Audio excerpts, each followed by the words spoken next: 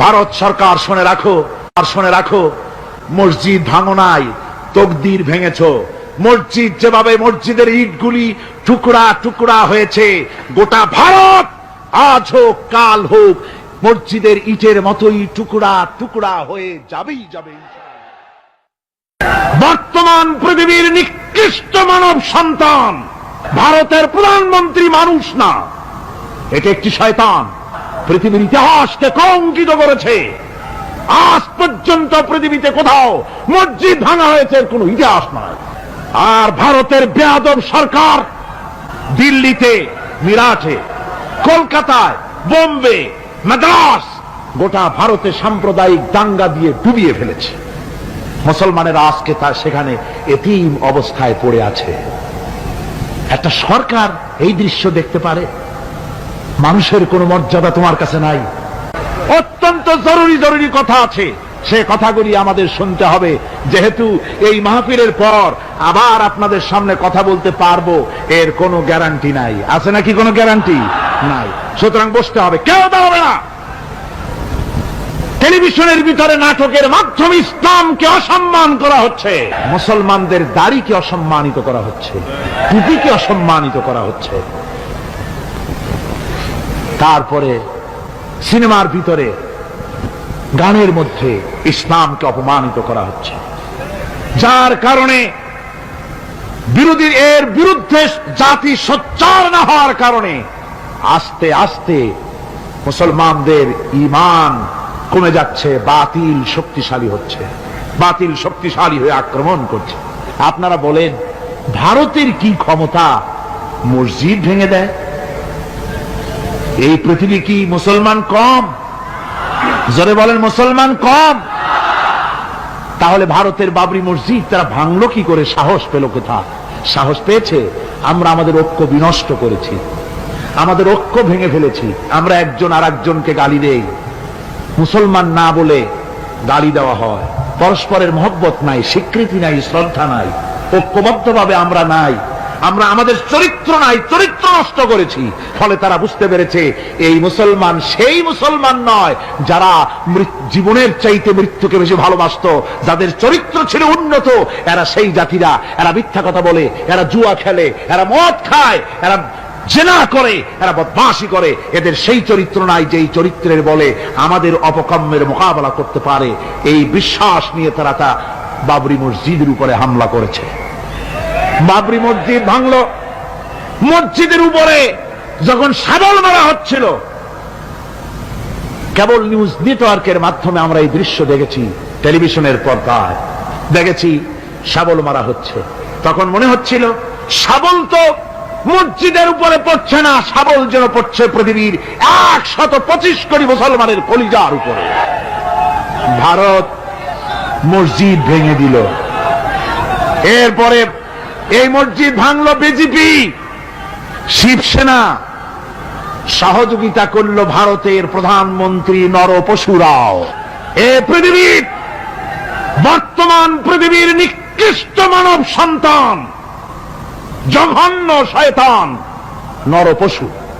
ওইটা নরসীমা নয়, ভারতের প্রধানমন্ত্রী মানুষ না, এটা একটি শয়তান।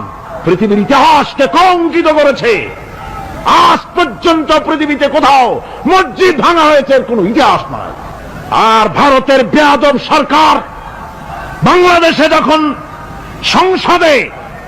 সংসদে ভারতীয় এজেন্টদের প্রতিবাদের মোকাবেলায় যখন ভারতের এই কাজের নিন্দা জানানো হলো, ভারতের বেয়াদব সরকার তখন বলছে বাংলাদেশের গতিবিধির উপরে আমরা কড়া নজর রাখছি। বেটা বেয়াদব, বাংলাদেশ কি তোমার ভুটান না সিকিম? বাংলাদেশের উপরে কড়া নজর রাখার অধিকার তোমার নাই। এই পৃথিবীতে বাংলাদেশের সবচাইতে বড় দুশ্মন ভারত। সবচাইতে বড় দুশ্মন কে? আমার মুসলমান ভাইয়েরা, ভারতের জনগণের সাথে আমাদের কোনো বিদ্বেষ নাই, ভারতের জনগণের সাথে আমাদের কোনো শত্রুতা নাই, ঠিক কিনা? আমাদের দুশ্মনী নরপশুর সাথে। তুমি একটা সরকার, তোমার হাতে রয়েছে সেনাবাহিনী, তোমার সাথে বিএসএফ, তোমার সাথে, তোমার হাতে ল্যান্ড ফোর্স, এয়ার ফোর্স, সব বাহিনী তোমার হাতে। মসজিদ ভাঙে চোখের সামনে, তোমার বাহিনীর লোকেরা অস্ত্র নিয়ে দাঁড়িয়ে থাকে, একটা ফাঁকা গুলিও করলো না। করছে একটা ফাঁকা গুলি? মুসলমানেরা প্রতিবাদ করলো, মুসলমানেরা প্রতিবাদ করলো। সেই প্রতিবাদের মুখে মুসলমানদেরকে গুলি করে করে মারা হলো। কারফিউ দিয়ে পুলিশেরা মুসলমানদের ঘরে ঢুকে মুসলমানদেরকে বের করে এনে বেরোনের চার্জ করে শহীদ করে দিয়েছে। দিল্লিতে, মিরাটে, কলকাতায়, বোম্বে, মাদ্রাস, গোটা ভারতে সাম্প্রদায়িক দাঙ্গা দিয়ে ডুবিয়ে ফেলেছে। মুসলমানেরা আজকে তার সেখানে এতিম অবস্থায় পড়ে আছে। একটা সরকার এই দৃশ্য দেখতে পারে? মানুষের কোনো মর্যাদা তোমার কাছে নাই। আরো বাংলাদেশের উপরে কড়া নজর রাখবা। 1971-এর বাংলাদেশ এখন না, 93 বাংলাদেশ। তোমার গোলামেরা দেশ শাসন করে না। এদেশে 11.5 কোটি মুসলমান বাস করে। আমরা ভারতকে দেখিয়ে দেব ইনশাআল্লাহ, জিহাদের প্রেরণা নিয়ে যদি প্রয়োজন হয় বাংলাদেশের যুদ্ধ যদি করা লাগে ভারতের সাথে, আর যুদ্ধ করা লাগবে। রাসূলুল্লাহর ওয়াদা আছে। কার ওয়াদা? নাসাই শরীফ, ইবনু মাজাহ, এই তার দুটি হাদিসের মধ্যে হযরত আবী হুরায়রা রাদিয়াল্লাহু তাআলা আনহু বর্ণিত হাদিস রয়েছে। বলেছেন, দুই শ্রেণীর লোক কিয়ামতের দিন জাহান্নাম থেকে মুক্ত হয়ে যাবে। এক শ্রেণী হচ্ছে যারা ঈসা আলাইহিস সালামের সাথে সাথী হয়ে যারা লড়বে আর শহীদ হবে, কিয়ামতে তারা জান্নাতে যাবে, জাহান্নাম থেকে মুক্ত। আর দ্বিতীয় শ্রেণী, ভারতের সঙ্গে একটা যুদ্ধ হবে, রাসূল বলেছেন। হিন্দুস্তানের সঙ্গে একটা লড়াই হবে। ওই লড়াইয়ে যারা শহীদ হবে, রাসূলুল্লাহ বলেছেন কিয়ামতের দিন জাহান্নাম থেকে আল্লাহ মুক্ত করে দেবে। সেই লড়াই ভারতের সাথে আমাদের হবে।